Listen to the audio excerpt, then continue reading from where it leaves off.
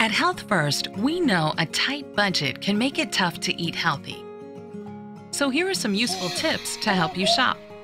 If you're buying prepackaged food, the nutrition label has information to help you. Near the top is the number of calories it contains per serving. But watch out, often the food in the package contains more than one serving. Ask your doctor how many calories a day you need. Next, the fat, cholesterol, and sodium content.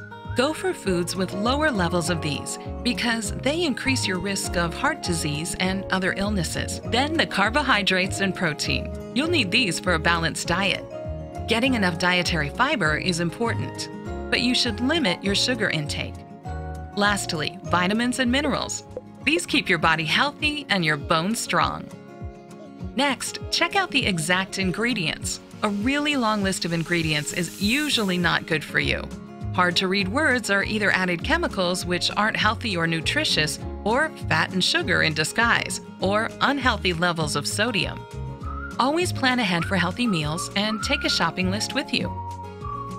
And remember, fruits and vegetables, lean meat like chicken and fish, and whole grains like whole wheat or oats are all great for eating healthy.